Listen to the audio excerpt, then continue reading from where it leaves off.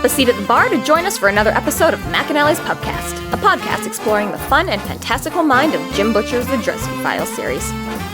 Hosts Tanzan, Maggie, and me bring you another round of literary analysis on this immense, immersive, and colorful environment inhabited by Harry Dresden, the world's only licensed private investigator and professional wizard.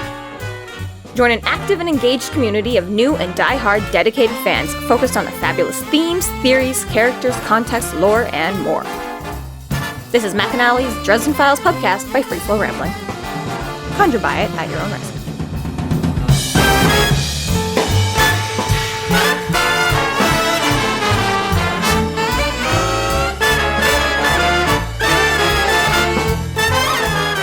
Welcome to the McAnally's Pubcast, brought to you by Free Flow Rambling. This is episode 12.7, Bubble Bubble, Toil and Trouble, where we are covering the novel Blood Rites. My name is Tanzan, and I am joined by Maggie. Hello, hello. And Jess. Are you watching closely? Chapter 8. Dresden rushes to the bathroom in the dressing room to find two actors being electrocuted. Harry stops the electricity and administers CPR to Giselle. Paramedics take Giselle away, and Joan leaves to take Jake to the hospital.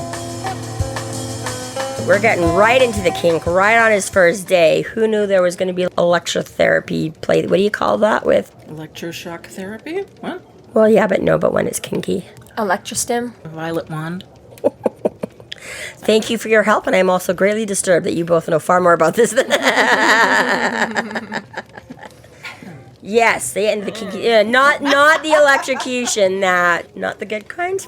They go rushing off to the dressing room, and he finds a half-naked woman inside, but he doesn't have time for that right now because there's a scream as soon as he goes to do, and he's got to rush past Bobby the Bully and into the other one, and again, thanks for his spidey sense, because he's not quite sure why, but something is like, don't just rush into that room, Harry, and he flings himself at the last minute. And again, this is just kind of like the, picturing his apartment, and it's just awkward because I get that he jumps in, but the way that he smashes his shins into the counter and grabs the faucet I'm just thinking with Harry's height, and again, I'm not quite certain what kind of bathroom, but I'm like, it fits awkward. It would not be a comfortable jump.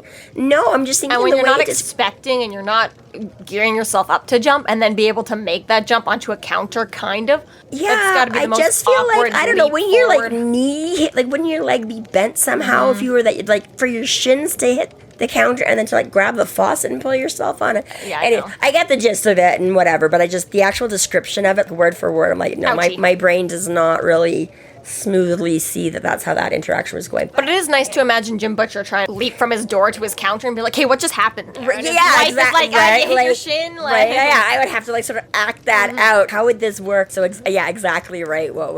So whatever it does, anyways, yes, one way or the other, he's banging something on something and manages to skip the water on the floor. And so, yeah, we've got broken shower, water, you can see there's some blood, there's electricity sparking everywhere, and when you need things to be powered on, down in the set, not a good idea for him to interact. It can be a problem. But if what you want is specifically to fuck it up, Harry's your guy. Thank God, because what a fucking terrifying thing to happen. Get electrocuted by water in your bathroom? No thanks. There has to be magic involved, because there is no way I would buy this scenario somewhere else. I cannot. I have banged into shower doors and walls and things plenty of times, just trying to wash my hair, and your elbow suddenly smacks against the... Yeah, you're not shattering the glass. It's not even glass. It's like plastic. Yeah, exactly, right? I'm hard-pressed to think how anybody even shocked... It's safety glass, isn't it? Well, exactly, right? And I mean, there are those times where we have, slipped or whatever in the tub and flailed to grab onto something, whether you completely fall or stumble. And yeah, exactly, right? I'm like, it would be really hard-pressed to actually shatter.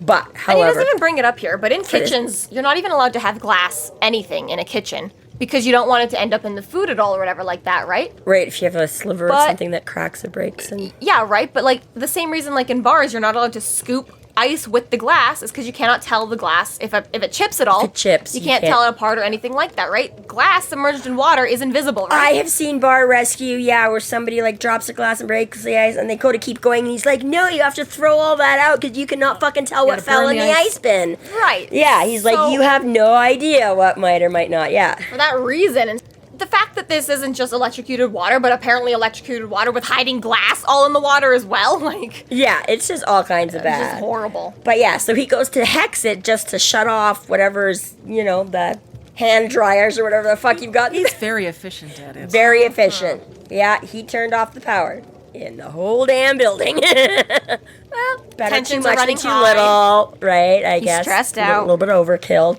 to avoid the actual kill.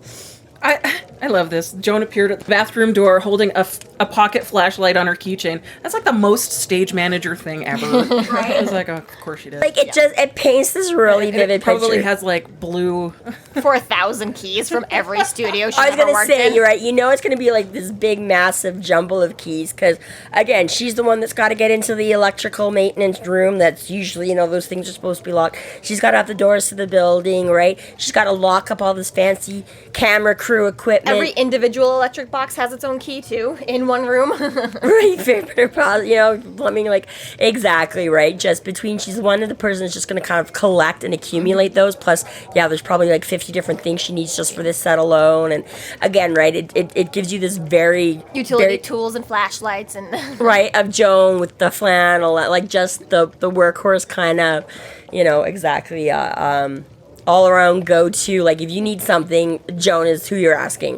If you can't find a bobby pin, or you need a safety pin, or you need a key, or you need a Band-Aid, or you need a, you're like, Joan has it somewhere on her or near her, or has the key for where it should be.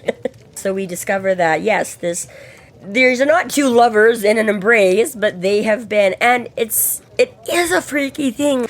So again, having done some trade work stuff, we went through a little bit of electrical training on things, and it is one of those scary-ass things. Unlike soundtracks and movies where they, fill in the blanks for you, a lot of shit that happens in the real world doesn't make a lot of noise. You see, like, videos of things, and you can't really tell what's happening. Like, if somebody gets electrocuted, They don't make noise. it is not a Looney Tune. You don't get the zappy noises. You don't get to see their skeleton flashing in and out of their, you know what I mean? It's just their Probably body for looks better. at That'd be even scarier. I'm just saying, those visual clues are not there in real life. Yeah, if you just opened the door and saw it, it would not necessarily look like a whole lot of anything but two people. Electricity is no joke, though. Like, when the police Ew. electrocute you, you go straight to the hospital. You cannot just be arrested, even if you tell them physically, I feel fine. Once you've been electrocuted, you have to go to the hospital. That's the next step. Like, Yeah. they gotta check you out and check your Well, heart. even at the end of this chapter, they make it, right? Jake's like, I feel fine. They're like, electricity can do shit you don't know Yeah. and see. Yay for your instincts on that one, Harry. And instinct's incredibly high, because as soon as there's a second of peace, he's like, get as much fucking ice as you can to slow the bleeding out, which is totally genius, because that's not what I'd be thinking about. I wouldn't be thinking about, like, slow down the blood. I would just be like, fucking pressure. Well, exactly, right? We're all like, put pressure on the wound, staunch the flow of blood, all this kind of stuff. And it is interesting because I have done first aid courses in my life, and I'm like, I honestly cannot recall. Maybe it's one of those things that just didn't People click. don't have ice on hand, so it's no point in telling people to do it. Like, Whatever, right? But it's, yeah, exactly. It's not one of those things where, I ever recall, they're like, well, if somebody has this, something major, because, and again, they go on to see, like, yeah, because he's like, if her heart starts up again, she's going to start pumping that blood, right? So you want to, right? Exactly. I was like, that is a good extra little, I'm like, I don't think I ever got that from an actual first aid course, but it's the kind of thing that's going to stick in my makes head from sense. now on. And I've even been told before that when you cut off all your fingers and things like that in accidents, you should Well, put yes. that in ice and bring that to the hospital, and they might be able to reattach it. But that's more to me preservation that of the makes sense, detached right? part, not Not the part of you that's still done the detaching. Exactly. Exactly. And my brother can attest to that. They That's tried the to person I'm talking about. yeah, they brought his fingertips, but it was a no-go. Please. So it makes me wonder, though, like, not as any kind of criticism or, like, in-depth, but, it's just one of those things that I'm like, where do you suppose, Harry? Like, I can see this kind of being the thing, like, back on the farm. I can see McCoy being like, hey, first aid's some good shit to have. You get kicked in the head by a horse, blah, blah, blah. And, like, again, because we know that Harry had already learned a bunch of magical shit. Like, he didn't write, like, Ebenezer was all about teaching him calm and focus and practical life skills, right? So it's like, was it like way back then? Was it like just a random, like, because again, a lot of police, ambulance, paramedic, all of that goes hand in hand where they all have their firemen in that paramedic training or first aid training to a degree, even though they're not the paramedics themselves, right? All Because first responders have a little bit exactly, right? So I'm like, is it just Harry's like as a PI and going into, is it like once I'd say Chris Angel might just have known that. Chris Angel? Nick Christian? Oh my gosh. Nick Christian might have just known that as well. Chris Angel, when did you first get into first aid? God. Exactly, right? Like, it's just one of those fun little things that makes me wonder, like, when and where and how did Harry decide, like, I'm going to be first aid trained? Was it, something like he's been a Boy Scout forever and has always had this? Is it something since, like, professionally? Is it something since, like, Murphy and her crew? Is it something since shit started going down real He's bad? Just been to the hospital so many times, the doctor mentioned it to him, and he's like, you should put ice on this next time. Yeah, exactly, right? It's kind of one of those fun things that you're like, yeah, like, when and where does Harry go for his certification, like, retraining all the time? Like, does he keep up on it so he only has to do, like, that quick 4-hour course? And you see, if he was the kind of guy who carried around contracts and had people actually sign him on to legitimate jobs, advertising that he's first aid certified might be in there. Or that goes along with getting his if fucking... I have to track down your cheating husband and, like, break his arm, I can also sling it for him before. Harry's not even willing to get a concealed carry license, okay? So clearly he doesn't give a fuck about getting a legitimate first aid certification. He's just, I learned this on the job. Okay. As long as I don't get caught carrying a gun. But isn't Murphy psyched? You think Murphy would be like, just go and get the fucking course done already, you idiot. Why is she letting him walk around with a gun all the time? Well, she doesn't really. That's why she's like, how many laws are you going to break? And he's like, I'm not. And she's like, okay, cool. But she knows he has a gun and doesn't have a concealed carry. But in all fairness, Harry doesn't always carry it around that much because of that. He's using it against vampires. That's the whole point. He's like, I'm going to shove it in my backpack because I can't shove it in my pocket. And we're like, geez, Harry. So... that is the flip side of it that I'm like, but at the same time, I'm like, he still can go and get trained on how to use the gun properly. I feel like Harry would not cut corners on that. Like, if he's going to do first aid on you, he's going to do proper first aid, That's different. It's not like, I don't care. I don't have time to take the course. I'm just going to hope this saves your life. Okay, really there, he would do the real course and properly know how to. Concealed carry is a whole other bag of chips. So, anyways, but yes, he immediately, he's like, call 911, bring back some ice with you, get me, and she's like, you need a light, and he's like, I got one, and so, so the interesting thing here is that... the pentacle isn't suspicious or anything. Hey, he comes up with a very plausible cover story for it. Still, I was like, Keggers. They call them rings. He does that all the time, though. He just pulls out something innately magical and whatever like that, and everyone's just like, all right, we'll just deal with this, and Harry's like, yep, whatever, you believe or not, I don't care. Right, your mind is going to come up with some rationale for it that, it's like Doctor Who's psychic paper. They will just rationalize their own excuse on it. Just says whatever they think they should be reading on it, right? So he's like, you will just decide this is whatever makes sense to you. Wouldn't that be so handy? It'd be handy, but I don't think that psychic paper would work on me because I wouldn't know what it should say. Like, it would be the most, like, cartoonist sheet that says, I can do what I want, and I'd be like, all right, But sure. But if that's what you're... Okay, the thing about this, though, now that you brought it up, I'm like, I figure it's got to be like... You brought it up. I was not elaborating on the psychic paper and how it would or wouldn't work. I figure it's got to be like dream logic, right? You wake up from a dream and you're like, that was the most cartoony shit I ever saw. But in the midst of your dream, that was the most authentic looking badge that said CIA that you, right? It says, I'm not really a spy. I'm actually just the waiter. And you're like, that guy is totally not a spy. He's just the waiter. I feel like that's how the psychic paper, like, because you're right. I don't know what an official food inspector's paperwork should look like. And meanwhile, Bobby's like, hey, what are you doing? Where'd you come from? He's like, fuck off, dude. Like, got bigger things to deal with right now, man. Yeah. Bigger fish to fry. Bigger fish to fry. And they're already half fried, and this is not a good thing. So not only was Jake, like, half in there, but he's also the one who's, like, right up there and, like, helping Harry right afterwards.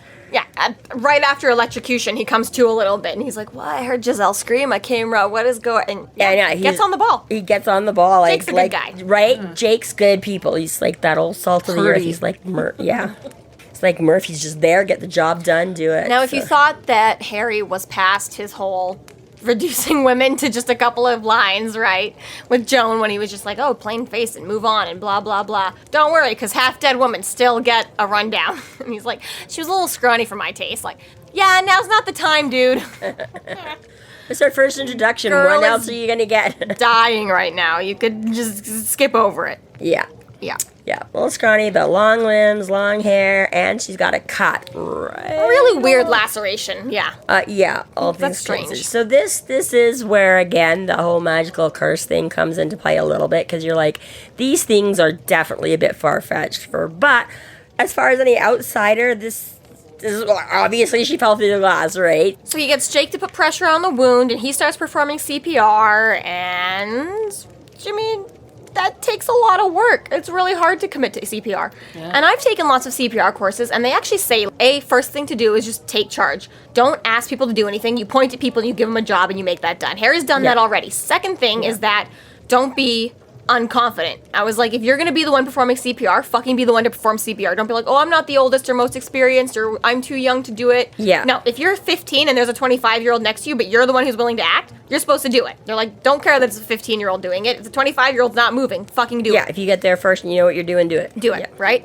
And then the third thing is that you're not supposed to stop until you literally cannot stop, because consistency is the most important part, right? Yeah. So Harry does. He manages to make it, I think, 6 minutes? 6 or 7 minutes, and then he's like, okay, me and Jake had to switch, which makes total sense. It takes, 6 or 7 minutes is a fucking long time to do CPR. Especially with, like, adrenaline going on, too. Like, Everything, right? And so it's like you're kneeling in bloody glass water, like... Well, it's like you talk about, in the movies, like, every time you try and hold your breath along with, like, the people in the movies, and you're like, there's no way they could... I'm like, it's that kind of same thing. Right? Like, it doesn't sound like very long, but when you think exactly, like, you're not just breathing normally, right? It's like, you do have that whole adrenaline and everything going because you're in a tense situation, and even if you're being calm and handling, but exactly, you're doing these, weird breathing things, and I'm like, yeah, it does throw you if you're not just normal, calm, every day. Yeah. I'm like, you do start running out of breath. This is why panicking and hyperventilating is not good, and that's essentially what you're doing. You're basically, like, hyperventilating into somebody else kind of a thing. Yeah, the whole thing would be, it's funny, we had, oh my God, I think it was in our trades thing, we had, again, one of our CPR things, and they're like, they put you all through the different kinds of drills, and they're like, just, you come in and do this, and then you come in and do this, and then you come in and do this, right? And you've got to just go through the whole sequence, but each of you is doing, like, a different part of it or whatever. And literally there was one where they like, the girl was supposed to, like, grab the AED and, like, pass it off to the next person, and she literally, like, jumps up, grabs this thing, flings it at somebody else, and runs out the other side. It was like, okay, maybe this girl is not going to be the most level-headed when it comes to a panic situation. She literally just, like, flung this, I was like, okay, so you just concussed the person that's about to try to do, but all right, I guess the equipment got there, but yeah, it was just kind of funny. Like, you talk about it, I'm like, this is just a practice session. I've never seen anybody sort of... You ever seen the CPR episode of The Office? No, I haven't. I've seen snips of it, and it's just like, oh my God. Yeah. So, thankfully, this is not where Harry's a smartass. But Harry is a detective. And it's like, more so than a doctor, more so than, first responder. And he's instantly like, oh my God, she's got burns on her face. Oh my God, the water turned hot and scalded her, and that's why she fell through the glass. And I was going to say, while he's busy doing this, he goes through the whole rundown of, like, assessing what probably happened, right? Dude is a detective first, wizard second. Right? And even that, I like how he covers the part that we all feel, too, because he's like, real people are not CPR dummies, right? And this is the thing, is like, nobody's ever sure exactly. And again, right, Harry's this big old dude, and, like, she's this little scrawny. But again, just the point of, is like, that's not your primary worry, right? Maybe he'll crack a rib, but just doing it at all is better than nothing and whatever, right? So it is this very interesting sort of mix of Harry being like, I have no fucking clue what I'm doing, and being, like, so all over it in so many levels, of exactly assessing the situation and thinking about what must have happened, as well as performing it and directing other people, and at the same time just being like, I don't know if I'm fucking hard to press, and it's like, whoa, dude. Right, and then, as you were wondering about the whole bathroom situation, Joan admits that she's the one who hooked up the water heater. She starts freaking out, yeah. Way to go, Joan. Right, yeah, so I just didn't know she had to install the entire shower. Right. But yeah, she messed with, because, again, as we touched on briefly already, who the hell has ever fallen through a shower door? Maybe you're going to take the whole thing. Like, the whole door comes out. You might knock the whole thing out, right. But even that, I have... Yeah. You're not falling through. And again, she's a scrawny little... the cursed part. Well, I was going to say, I am no longer, 100, 120 pounds, right? If this is some scrawny porn star girl, you're guessing she's probably 120 max, maybe more so of, like, 100 pounds, right? And, like, use shower doors to lock your dog into the for- shower, like, and those things are trying to get out. Exactly. This also follows, like, the whole premise that, like, all of these other women that have been, like, hurt in these Well, most fantastical yes. kind of ways, that shouldn't have happened anyway. Yeah, exactly right. But that's the whole point is that, you're maybe taking the whole thing out with you, but you're not, Freak accidents, man. What you gonna do? It is like the freakiest of freak accidents. Of the for car this during the ski water poloing? Yeah. Well, I mean, all of them in general, but yes, as freak exactly that. These freak accidents are just, like you say, One of these she nice... was water skiing at the time. One of these nice, again, like, points is, like, you're supposed to take charge and just whoever's in charge, keep your charge. Don't let anyone else take over once you've already made yourself in charge. Yeah. I said that really backwards. But is that Harry notices that Joan is freaking out, and he's like, go wait for the paramedics outside. We don't need you here. Yes. Get lost. Yeah. Which is another very oh my kind God, thing. is this my fault? Like, I did the thing, and... It's a very kind thing to just be like, go outside and wait for the paramedics. Yeah, it's like, take your mind off. This is not the time and place for you. Don't distract us. Don't distract us. Don't bring your... It's like, doctors are like, don't bring that negative energy in there, kind of a thing, right? If you can't be, like, hopeful and whatever, like, it's no place here. Don't, So, he is. He's very good on that whole entire thing. And I'm like, damn it, like, how hot could your hot water be? Mm-hmm. I'm like, most of us wish you right? To get burns on your face? So I gonna scold you that much. It was like, Joan, what did you do to this water heater? Girl, I don't think you could. So, Finally, the paramedics do show up. Goodness. Right? Yeah, like, so, after, like, what? Like, maybe 10 minutes since this happened? Crazy. Yeah, I mean, again, what is response times? And I don't know if it's going to be better or worse out to the suburbs. In some ways, you're like, where you're not crossing city traffic and holdups like that. But I guess where's the closest station to this suburb? How new is this area? Is there somewhere within? Please, somebody gets them up there and they start taking over. And still, she hasn't come back, too.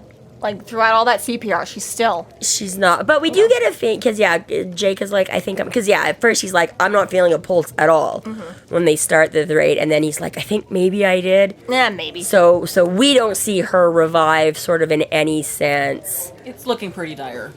But it is, I mean, again, at least though the paramedics and stuff like that, they're like, hey, smart thinking. Like, your CPR and your ice actually, did give her a fighting chance kind of a thing, great. Crazy first day on the job. And I love how that, with all of this crazy adrenaline and what the hell, that they're like, hey, wait a sec, how did you show up all of a sudden, and Harry's able to just kind of pull this bullshit excuse out and Joan's not there too. Because he's just like, oh, she was just bringing me up to introduce everybody. Not, I, like, asked and, like, demanded she rush up. By the time everything else settles down, nobody's going to remember to ask Joan her, you know what I mean, right? And in the rush of it, people would be like, maybe I did. Well, I must have been bringing him up to, you're like, ooh. I think it gave me time to think of a good excuse since I'm a crappy liar and can't otherwise. Yeah. They all follow the paramedics out of the building, and Harry's all like, oh, thank God the lights went out. Like, pat myself on the back there, hey? Yeah, that was a nice... Well, because that's exactly what happened, is Jake heard her scream and went rushing in, and immediately got... There's Harry. Yeah, electrocuted. Yeah, got electrocuted, so... And Harry writes off his pentacle as being some keggers. My friend's kid, David... Yeah, I think they're called raves now. What are they called now? Because I'm like, if they're not keggers, they're not raves, what's... Whatever they are, I'm not being invited to them. It's like, I don't know. So the paramedics tell Jake that he should come along too since he got electrocuted, and he tries to put up a fight at first, and then Joan is all like, bitch, if you don't get your ass off... Both flat ass down the car. Get in the car. Yeah. Which, I don't know why you would resist that. Oh, I guess... Why do I keep smelling barbecue? I keep forgetting. You have to pay for healthcare in America. That's why you keep resisting. Yeah, well, and I'm sorry, have you met the average male? Well, and they should have insurance to cover. They should, but that is... For the film. Or the film might have some, but that is legit. Like, we have had people just about take a finger off at work. And they're like, oh, no, it's like, no, you really should make sure, make sure you got your tetanus shot, maybe see if you need stitches for that, or like, again, where they don't, so I do also see that very much as a very typical response to a lot of things, whether it's the common cold, or an injury, or a this, where men just tend to want to shrug everything off, and be like, oh, I'm fine, he's like, I feel okay, and then... They're like, no, dumbass. Jake's keys go to Emma eventually, and Joan takes Jake off to the hospital. And all that, she just kicks everybody else out. She's like, I have to lock up, so you all gotta get out of here. Like, I'm still responsible. And I mean, I guess in a double sense, she's feeling extra responsible that she may have caused this accident in some way. So there is that general sense of that she's in charge, and also, especially, I'm not gonna leave shit to go down. It's weird that the police aren't here. The police haven't shown up to take a statement on what the fuck just happened. Because you cannot call the paramedics anywhere and not have a cop show up. Is that 100% true? Because I feel like if I'm like, my God, my neighbor's having a stroke, are they going to automatically send the police, or is the ambulance going to show up and be like, no, this is... Yeah, I'm not sure, because I've seen police show up, or sorry, like the ambulance show up to a few places, especially pubs. And, yeah, but really? Yeah, I feel like, again, when you see the ambulance down the street in your neighborhood, where somebody's in danger, or the cop was the closest one and came first, but I feel like, yeah, for sure you've had like the ambulance show up and not the cops. I just feel like this is just so strange that you'd have a cop be like, what the fuck is going on here? I agree. Murphy declared it's a death day, and it's a goddamn death day. Nobody's going out for shit. I think that's why, because they're like, do you need fire, ambulance, or police, right? And I think, yeah, if you're like, no, this is a medical emergency, we've got somebody down with a cut, then yeah, what are the police going to do? And then exactly, if the ambulance shows up and is like, oh yeah, dude, there's like 4 people standing around with like bloody knives in the skies, you might want to send them too. But yeah, I feel like I plausible to me. So he's got a good excuse now to talk to he's in the midst of all this too. He's realized that once the panic has died down, he sort of saved that he can no longer feel this malevolent energy. It's all dissipated. So at least now he's got an excuse. So he wants to talk to the other people, and Jake's like, well, here, they don't have a car, give him my keys. So he's like, yeah, I can go talk to the other people now. So off he goes to get to talk to more Bobby, and we find out who Emma is. It's like Macbeth. For those of you who don't know, it's very bad luck to say Macbeth inside a theater. They heavily frown upon it. It's bad. Bad. Very bad. Very bad. Bad.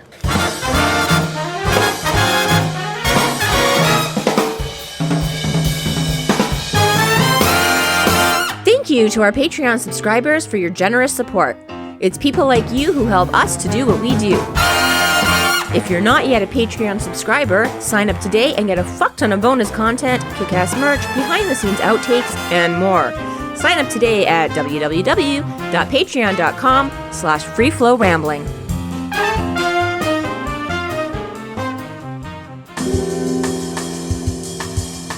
Chapter 9. Giselle is taken to the hospital, with Joan and Jake following. Dresden is introduced to Emma and provides her with Jake's car keys for her and Bobby, who also leave the set. Harry follows suit and ends up at his office, only to be snuck up on and ambushed by a man with a gun. This is a really shitty way for Emma to meet this guy. The only ones who have not met him yet, and it's like, hey, good work in there. Okay, it's not like him and Bobby had a lot to go off of before. Probably was like, hey, fuck you, and he's like, go away. Right, but still, like, insane just to be like, first time you meet this guy is him running in and performing first aid on your friend for 10 minutes. Yeah, while you're like trying to get a grip on what's even happening. Exactly. Yeah, very much so. And then she gets all very, I sort of get it, but I'm like, part of me is like, wow, she goes off on him so fast. And then part of me is like, I guess though I can also see, given her line of work and what I'm sure she deals with a lot and the other not normal stressors that's going on, I guess it would maybe make you a little bit more, because yeah, Harry's like, I didn't say that, I like, whoa. Like she almost attacks him worse than like Bobby does. And it's like, Harry's like, okay, at least I know like he was sort of being a jackass, but like, what the fuck? Damn, Emma. But I mean, I don't know. I don't think that she's like that harsh. Who are you? Why are you here? What's going on? Like, this is a strange, weird day. This never happens before. There's a new person. It is. And part of it, again, could be maybe a little bit the way that Marsters reads it. You know, like, again, in my own head, I might not have read it quite as belligerent or offensive as, you know, because he's just like, because that's what she starts off, she's asking about, she's like, I couldn't really see, like, where was she hurt? Right, so he gestures across his throat. She's like, oh my God, the scars. And he's like, well, if she lives, I'm sure she won't mind. And she's like, the hell she will. It's like Murphy or whatever like that, right? Like, oh, it better be on a Saturday or you wouldn't know about family. And she's like, she's gonna get casted again if she's got scars. It's like, damn, women, have some fucking priorities. Like, yeah, right, but you can see it from, right, like, again, I'm like, you get where, yeah, Harry's point of view is just like, whoo, she's alive, and most of us would be. And then, Emma, who's, like, from this whole industry, be like, hello, if this is going to be, like, her career or whatever, like, I mean, for any actress it would be, but especially, right, when your whole thing is entirely no questions that you're being booked on looks and whatever, that exactly, right? And he's like, so he just gets off on the wrong foot and it just kind of snowballs from there, right? Where she's like, are you making judgments? But he's like, no. She's like, are you some church type? He's like, I'm definitely not. Like, trust me. She's like, 'cause I tell you, I'm not, And you're not going to believe me, but I know exactly what you mean about people saying that I'm, like, corrupting my soul and I should abandon it and give my life to God. Yeah. Yeah, no, I don't. She's like, yeah, I don't. But you're like, oh, lady, oh, Emma, if only. But she does. At least you get that moment where Emma realizes that she's going a bit overboard and takes a step back and is like, okay, I kind of went off on you a bit more than I... And Harry's like, okay, thank you. Like, okay, I was. Yeah, and you get right. She's like, okay, fine, there's been a lot going on. But he gets immediately judgmental right after again, because he's like, oh, you've got kids? And she's like, bitch, yes, I do. No one ever thinks. No, the father's not involved. Okay, never mind. Yeah, well, he doesn't. But yeah, because then he's like, because I mean, he sort of says like, oh, I never thought. And she's like, most people don't. And he's like, yeah, right? Like, I don't feel like he was becoming as, but yeah, it is very much that whole sort of like... She's all like, I'm sorry, I'm tense. He's like, everyone around here is Jesus. Like, Jake's the only chill guy so far. Joan was all, fuck this bitch and fuck that bitch. And Bobby's all like, fuck you, bitch. And Emma's all, fuck you, bitch. And he's like, Jesus Christ. There are a lot of bitches on this set. Hostile workplace. Hostile workplace. Harry has never encountered so much fucking, and I'm like, they haven't even gotten to that part yet. It's kind of a shame that finally gets to work on a porn set and it never ends up happening. Right? Like, porn just never actually gets to no that benefits part. to this job. Well, it's even kind of funny because when he first meets Jake, he sort of makes that joke, right? He's like, oh, I guess this is kind of like your dream job. And Jake's like, man, not as much as you think, And he's like, well, why do you keep doing it? And he's like, habit, It's like... And this is when Emma tells him about the whole, you've only got 3 months to hire from Silverlight, which is the company that Arturo left, Silverlight, to make things work and to get your own money, or else, we're all screwed. So yes, there's supposed to be 3 movies. This was supposed to be the second one. It's not going so hot. Yeah, so number 1 seems to have gone more or less fine, but now all of a sudden everything's going to hell in a handbasket. And yeah, how exactly she sort of reiterates that whole deal that they're all kind of screwed if this doesn't, because exactly, if it does well, they've got leverage. If it doesn't, they got Pubcast. So not only can they not return to their old employer, but they're definitely not renegotiating for anything better, and the stakes are high. The stakes are high. And well, for the entire cast, the entire cast is invested in this going well, right? Yeah, because, I mean, you've got to imagine down to production to a degree. Like, I'm sure it's a little bit different rather than just, like, the actors and the actresses, but... Again, there's only so many people that work in these industries and can do these jobs, right? So you've got a limited pool of lighting engineers and sound producers and blah, blah, blah, blah, blah, whatever, right? So yeah, chances are that if they can't, go back to Silverlight or whatever, right? Yep. And Bobby, meanwhile, is just the entire time just being like a juvenile dickhead. Come on, I'm hungry. Just leave it. Let's just call a cab. Let's call a cab. Let's just call a cab. And she's like, yeah. And I love how Emma basically is just like, would you shut the fuck up for a minute? Like, stop being... Mommy's talking right now? Yeah, very much, right? She's like, excuse you. Like, I flipped off and it was a bit rude, but there's no excuse for what you're doing. Like, you were just being a childish dickhead. So Bobby is very much just Bobby. I think we've established that. He gets his way. She does go to him and they drive off.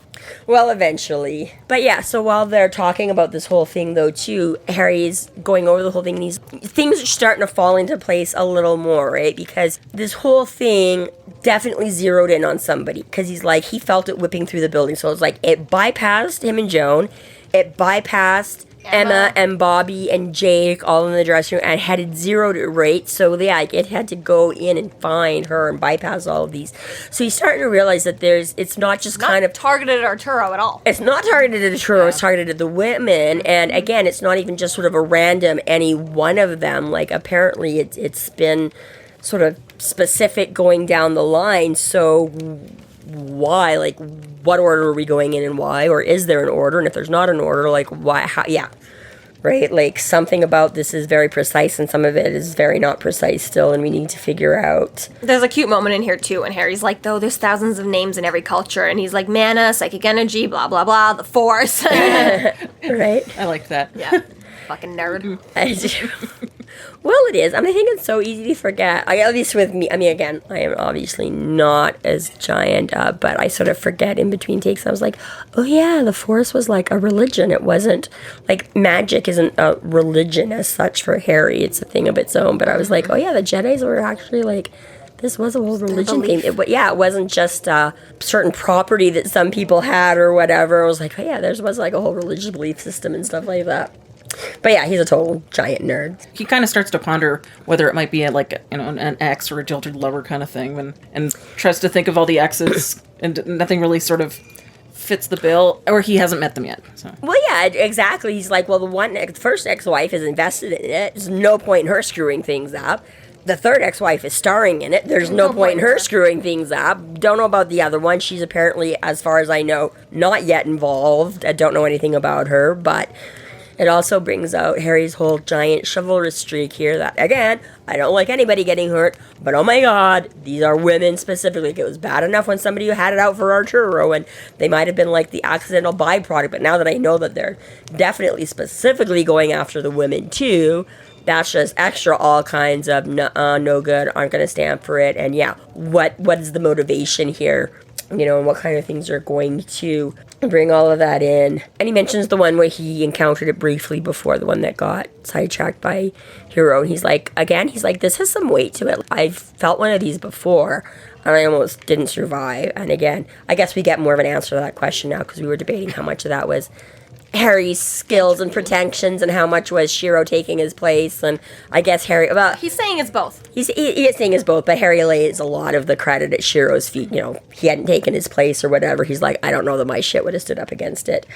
This is hefty and powerful, and not just kind of like a, Harry goes through exactly how you could, perform an entropy curse, and it's like, the basic voodoo doll stuff, you've got hair or nail clippings or just a doll of them or whatever sort of stand-in that you can use to direct at that person, right? And he's like, but with that much freaking magic, we've already seen from book 1, he was harnessing the storms, and we're clearly not in storms. Yeah. Middle of the day, lunchtime, sun is out.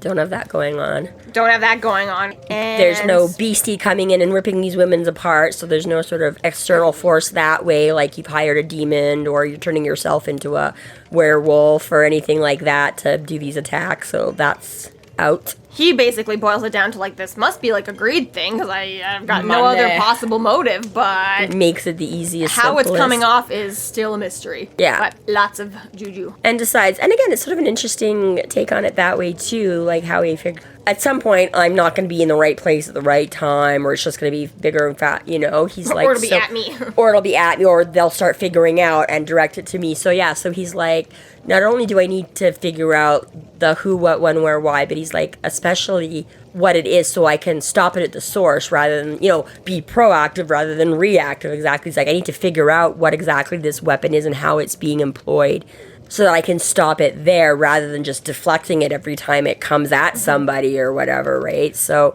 and it's fair enough that he comes to the conclusion. Like, so far, all I can think of is, like, Silverlight are the ones who would gain the most from stopping Arturo from being successful. Mm-hmm. And he makes a fair point that greed usually comes down to, like, all that other stuff can be motivation. But at the end of the day, he's like, 9 times out of 10, it's, whoever's willing to get paid for it, whoever's going to get the bucks, that's... Anybody's willing to sell their soul for the right price. And somebody who's willing to sell their soul for the right price. Doesn't really give a shit about who they're killing or what or when or why or how. So when you first said that, like harnessing the storms and stuff like that, that's how he starts ruling people out, right? Because he's like, don't think it could be Joan, she works around all of this shit, right? And things like that. And then he's like, a lot of people, like, he's like, obviously you need a fairly hefty amount to pull this off. Like, it's not just, and he's like, most people don't have that. Mm-hmm. He's like, most people don't even have enough to get onto the White Council. And if they get onto the White Council, you do have legit training and schooling that you're supposed to go through. And most people either can't hack it or don't hack it or don't want to, or, right, they've got one trick wonder kind of a thing that they and on top of that, if you're in the White Council, you know the rules. And you know the rules, and you're not lightly going to go around zapping people, right? So again, it starts building his case and shaping and being like, again, right? So I'm like, the only thing is, again, somebody that's stupid enough to think that the payoff is going to be worth dabbling in this stuff, that they're gonna make mega bucks and it'll all be worth all the other pain and misery and law breaking and whatever. It's a really great area that people have enough power to do it, but not enough power to be in on the know of the fact that there is actually a supernatural world and you're gonna have consequences for your actions. So he heads back to his office because he's got some time to spare now, and he's like, I don't know, I can just do some of my actual job and blah blah. And, you know, people who are willing to do anything, sell their soul for a buck. Dun, dun, dun. Barrel of a gun, back of the head.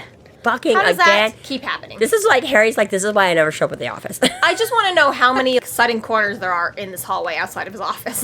Right. Where do you hide in an office building hallway? That too. I mean, we know he does have a corner office. I didn't think about that till you said that. I'm like, wait. I'm just always wondering, But like, that's how do you like the always get inside- into your office and then someone's behind you? Like, Maybe that's one of the things is that because he's got the corner office, so that's like It's like shadowing him every time he turns. they're like this fern that's moving up and down the hallway every time he's there.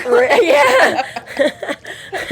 But maybe because he's at the end of the corner office, maybe it's like his office is right next to the stairwell. So everybody just hides like in the stairwell. Maybe, but I just feel like But it's just like it makes the you funniest, also like, wonder that since you blew out the elevator, I don't think we've got confirmation that that's. I just keep picturing it like Bang Bang Theory, where it hasn't been. shows up again. Right? It's just they've never fixed the elevator. But you're like, if Harry had a stairwell legit like right next to his office, you'd think that would be the one he would come up and down all the time. But yet, what is this? Is he like coming up? Is like he's like on the back end of the building. So he goes in the front door and goes in like the first stairwell, which takes him up right away, but it puts him on the opposite. So he's got to walk down the whole hallway to his office and somebody's hiding in the stairwell on that one. Or is the person hiding in the stairwell on the other side of the floor and they've got to tiptoe all the way up to him once he gets to his, like... The good thing about whatever the horrible management of this building that's going on is that security stops him every single time. And they're like, true. who are you? So everyone's always like, oh, I can get behind the fern, get behind the fern. This is to me also how they use that ploy in movies where we mentioned it briefly before where it's like technically it works for the camera angle because the camera can't see, but you're like if that person was really there, they were on the same side as that person or whatever, right? In real life. But this is also like people hiding in cars. I'm like, I am not always the most observant. I do not do a full walk around of my car each and every time I get into it to check for headlights and taillights and flat tires and all that stuff that you're technically supposed to do a full walk around of your car every single time you get in and out of it for any like duration. But I'm like, I still feel like if somebody was hiding behind the seat when I went to get into my car, it would not be that unnoticeable.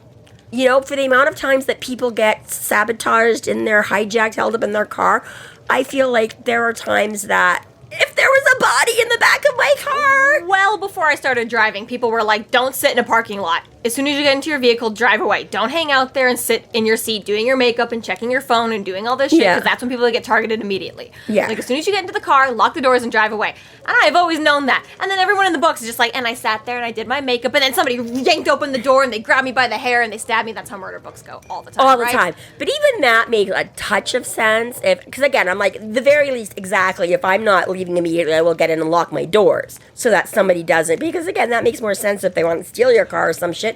Well, if you're in there, you're more likely keys to are in have the there. keys and they can do it, right? But again, if I like come out of a Walmart... But it does make... One, half the time you got shit to put in your car if you're coming out of Walmart, so you're going to open an extra door or bypass, you know. But The I'm like, back I seat do not doesn't feel- make sense, but Kincaid could have broken into the office next door and just been waiting behind the door, like, That's true. waiting, and then when Harry comes, he jumps out the That's door. true, because then it wouldn't have been a stairwell or a bathroom or anywhere public like that. He could have just been hiding around an office door that Harry would not expect somebody to be. There's other people in this, like, He says he's got like a there's, dentist on his floor or right? whatever. And it'd be really funny if you're just like, hey, I'm gonna sit in your waiting room for an hour, but I'm not here for an appointment. I'm waiting for the detective next door, but he's not. Who here. would Can I just ever sit on your know? bench? Literally, I think he mentions like a law firm and a dentist, because I think that's when he's talking about the... Remember, like, accountants or something? Yeah, an accountant. So I'm like, really, if it's a dentist's office, honestly, you could fucking go sit there for an hour and nobody would have a fucking clue if you were there. Everyone sits here for 4 hours. It's so normal. Yeah, exactly right. But yeah, and I like how too Harry makes the point because he's all like, I'm gonna go off and do some like investigative work, and she's like, be back at 3:00. And Jake's like, what the fuck for? And she's like, we gotta keep going. And Harry and Jake are like, what the fuck? And she's like, She's gonna go like again, right? I'm like, people. This suspension of disbelief, right? I'm like, in the real world, like, there's no way. Like, we had a power failure once, and we're like, hey, well, shit, we can't do anything if the computers are down. Everybody go home. You know, now it's just like a bad rainstorm, and they're like, here, you've had like somebody, you know, like got paramedics and the whole like maybe death happened. We don't know. Maybe death on top of the other possible accidental deaths, but yeah, I'm like, okay, yes, it's that whole pressure of, but we really have to get this done because all of our jobs are on the line. But yeah, I do love how they're all like, hey, be back at 3 o'clock, and they're like, for what?